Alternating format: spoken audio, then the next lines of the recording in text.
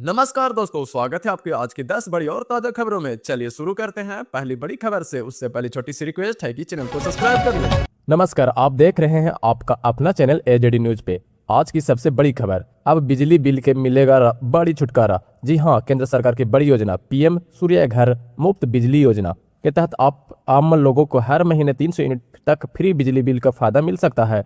तो क्या है यह योजना, किसे मिलेगा यह लाभ और कैसे करें आवेदन, पूरी जानकारी इस परियोजना में। हर महीने 300 यूनिट तक फ्री बिजली बिल मिलेगा। सोलर पैनल लगाने पर सब्सिडी मिलेगी। 1 करोड़ घरों के मिलेगा फायदा। ऑनलाइन आवेदन शुरू है, नजदीकी सीएससी सेंटर से संपर्क करें। केंद्र सरकार द्वारा शुरू की गई है पीएम सूर्य घर मुफ्त बिजली योजना देश की सबसे बड़ी सोलर योजना मानी जा रही है। इस योजना का मुख्य उद्देश्य है घर घर सोलर पैनल लगाकर बिजली बिल को कम करना, लोगों को आत्मनिर्भर बनाना और देश में ग्रीन एनर्जी को बढ़ावा देना। सरकार का लक्ष्य है कि करीब 1 करोड़ घरों में रूफ टॉप सोलर सिस्टम लगाया जाएगा। पीएम विश्वकर्मा योजना देश भर में कारीगरों को सशक्त बना रही है, लेकिन बिहार इस योजना का लाभ पूरा नहीं उठा पा रहा है। राष्ट्रीय औसत की तुलना में यह आंकड़े काफी कम है। ऋण, टूल किट और प्रशिक्षण राज्य पिछड़ता दिख रहा है। इससे लाखों कारीगरों का फायदा नहीं मिल पा रहा है। विशेषज्ञों इसे प्रशासनिक और जागरूकता की कमी से जोड़ रहे हैं। आंकड़ों में दिख रहा है बिहार को कमजोर स्थिति। बिहार में नामांकन की संख्या तो ठीक ठाक है, लेकिन आगे की प्रक्रिया धीमी है। पंजीकरण, प्रशिक्षण और ऋण स्वीकृति गिरावट साफ दिखती है। राज्य में अब तक सिर्फ 24,655 लोगों को रियायती ऋण मिला है, जबकि राष्ट्रीय स्तर पर यह संख्या 5.8 लाख से अधिक है। टूल किट वितरण में भी बिहार पीछे है। यह अंतर राज्य की कमजोर क्रियान्वयन क्षमता को दिखाता है। बिहार सरकार ने आम लोगों को राहत देने के लिए बड़ा निर्णय लिया है। अब मृत्यु के बाद परिजनों को प्रमाण पत्र के लिए लंबा इंतजार नहीं करना पड़ेगा। पंचायती राज विभाग ने इस प्रक्रिया को तेज करने के लिए निर्देश दिए हैं। नई व्यवस्था के तहत 24 घंटे के भीतर मृत्यु प्रमाण पत्र जारी करना होगा। यह सुविधा ग्राम पंचायत स्तर पर लागू की जाएगी। इससे ग्रामीण क्षेत्रों में लोगों को बड़ी सहूलियत मिलेगी। सरकार ने स्पष्ट किया है कि मोक्षधाम और कब्रिस्तान में अंत्येष्टि के बाद प्रमाण पत्र दिया जाएगा। ग्राम पंचायतों में मौजूद सभी अंतिम संस्कार स्थलों पर यह व्यवस्था लागू होगी। परिजनों को अब दफ्तरों के चक्कर नहीं लगाने पड़ेंगे। प्रक्रिया को सरल और तेज बनाने पर जोर दिया गया है। इससे समय और संसाधनों की बचत होगी और पारदर्शिता भी बढ़ेगी। बिहार के बाहुबली नेता और पूर्णिया के निर्दलीय सांसद राजेश रंजन उर्फ पप्पू यादव महिलाओं के लेकर दिए गए आपत्तिजनक बयान के कारण बुरी तरह से विवादों में घिर गए हैं। पप्पू यादव ने कहा, 90% महिलाओं का राजनीतिक कैरियर नेताओं के विस्तारों से शुरू होता है। महिलाएं किसी प्रभावशाली नेता के रूप में गए बिना राजनीतिक नहीं कर सकती। पप्पू यादव के इस बयान पर राजनीतिक गलियारों में बवाल मच गया है। राजनीतिक हस्तियां पप्पू यादव की जमकर आलोचना कर रही है। जेडीयू विधायक अनंत सिंह ने सीधे पप्पू यादव की पत्नी को लेकर बयान डाला है, जिसकी जमकर चर्चा हो रही है। अनंत सिंह बोले, पप्पू यादव पहले अपनी पत्नी से पूछे। अनंत सिंह ने पप्पू यादव पर हमला बोलते हुए कहा, पप्पू यादव पागल हो गए हैं। पप्पू यादव पहले अपनी पत्नी से पूछे कि वे जो राजनीतिक में है उनसे किसी और के बारे में बोलने से पहले उनसे भी पूछना जाना चाहिए। अनंत यादव ने तंज कसा कि वे सिर्फ चर्चा में रहने के लिए ऐसा बयान देते हैं, जबकि दूसरों की महिलाओं के बारे में बोलना से पहले उन्हें अपनी पत्नी से पूछना चाहिए। जेडीयू ने इस टिप्पणी पर पप्पू यादव के खिलाफ कार्रवाई की मांग की है। वहीं जेडीयू नीरज कुमार ने पप्पू यादव के शब्दों पर कड़ी आपत्ति जताते हुए कहा कि ऐसे शब्द कोई अपने घर में भी इस्तेमाल न कर सकता। कुमार ने जोर देकर कहा, हमारा पक्का मानना है कि उन्हें खिलाफ उचित कानूनी कार्रवाई जरूरी होनी चाहिए। नीरज कुमार ने कहा, पप्पू यादव पर 71 आपराधिक मामले दर्ज हैं। उन्होंने सवाल उठाया, फिर भी अब यहाँ महिलाओं का आचरण पर उपदेश दे रहे हैं। यह वह महिला आयोग ने नोटिस के जवाब में सिर्फ नाटक कर रहा है। यह सब सचमुच बीमार है।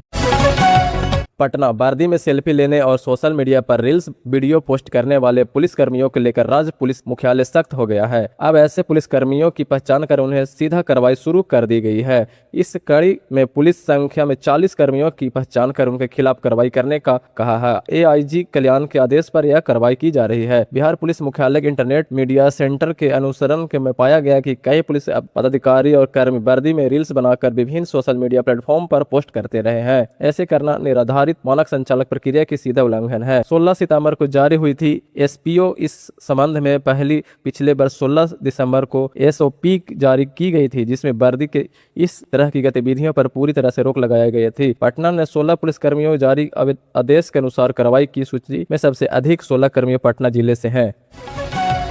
मंत्री सम्राट चौधरी बुधवार को 2 दिवसीय दिल्ली दौरे से पटना लौट आए हैं। पटना लौटने के बाद मुख्यमंत्री सम्राट चौधरी सबसे पहले पूर्व मुख्यमंत्री एवं जेडीयू के राष्ट्रीय अध्यक्ष नीतीश कुमार से मुलाकात की। नीतीश कुमार ने सम्राट चौधरी गर्मजोशी के स्वागत किया। दोनों की इस मुलाकात के बेहद खास माना जा रहा है। इसका बड़ा कारण बिहार मंत्रिमंडल की विस्तार है, जिस पर सबकी नजर टिकी है। मुख्यमंत्री सम्राट चौधरी ने मंगलवार को दिल्ली का दौरा किया है। उन्होंने प्रधानमंत्री नरेंद्र मोदी से मुलाकात की और संगठनात्मक स्तर पर भी प्रक्रिया रहे। मंगलवार को उन्होंने भाजपा के वरिष्ठ नेता जेपी नड्डा समेत कई नेताओं से बातचीत की। वहीं दिल्ली में उन्होंने आरएसएस मुख्यालय का भी दौरा किया।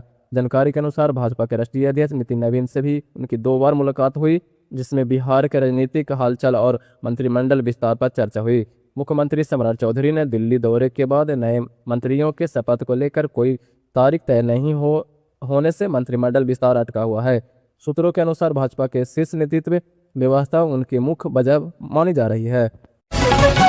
पटना में बढ़ती गर्मी ने जनजीवन को पूरी तरह से प्रभावित कर दिया है। लगातार बढ़ते तापमान को देखते हुए जिला प्रशासन अलर्ट मोड में है। इसी कड़ी में जिलाधिकारी राष्ट्रीय जनता दल के नेता और बिहार विधानसभा में विपक्ष नेता तेजस्वी यादव ने बुधवार को बिहार की एनडीए सरकार पर हमला जमकर निशाना साधा और उस पर बड़े पैमाने पर वित्तीय कुप्रबंध और भ्रष्टाचार का आरोप लगाया। एक्स पर एक पोस्ट में यादव ने दावा किया कि राज्य सरकार एक ऐसी संकट का सामना कर रही है जिसे उन्होंने व्यापक वित्तीय संकट बताया है। उन्होंने कहा कि फंड की भारी कमी का सामना करते हुए सरकार ने हाल ही में फंड निकालने और खर्च पर नियंत्रण के संबंध में दूसरा पत्र जारी किया है। उन्होंने एनडीए प्रशासन पर चुनाव से पहले की योजनाओं के लिए खजानों को लूट का आरोप लगाया, जिसके चलते सामाजिक पेंशन, छात्रों के क्रेडिट कार्ड और कर्मचारियों के वेतन का भुगतान आधार में लटका गया है।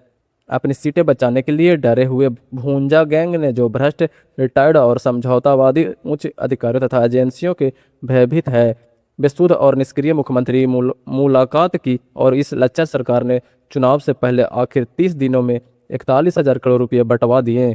इसके परिणाम स्वरूप मुख्य कल्याण योजनाओं के लिए अब शायद ही कोई फंड बचा है। अब महीनों से एनडीए सरकार के पास बुजुर्गों को मासिक पेंशन देने, स्टूडेंट क्रेडिट कार्ड का बकाया चुकाने के, छात्रों को छात्रवृत्ति देने के लिए, यहाँ तक कि कर्मचारियों के वेतन और पेंशन के लिए भी कोई फंड नहीं बचा है, क्योंकि भ्रष्टाचार के चलते खजाने खाली कर दिया गया है।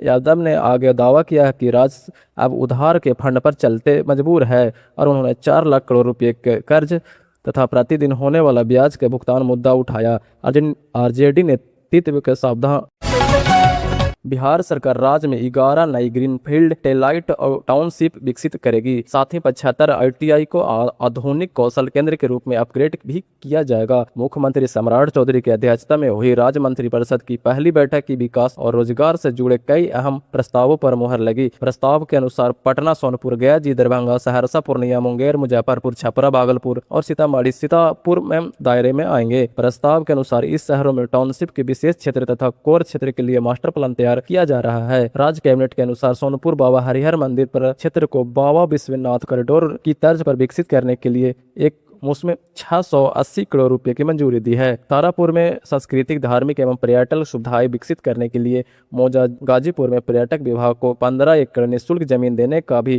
कैबिनेट की मुहर लगी है।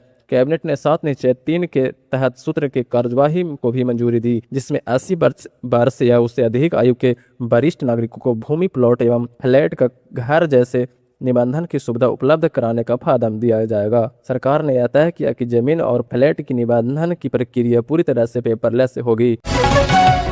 दोस्तों, ये थी आज की बड़ी और ताज़ा खबरें। आपको कौन सी खबरें सबसे ज़्यादा चौंकाने वाली लगी, कमेंट करके बताएं। और अगर वीडियो अच्छा लगा हो तो लाइक और सब्सक्राइब करना ना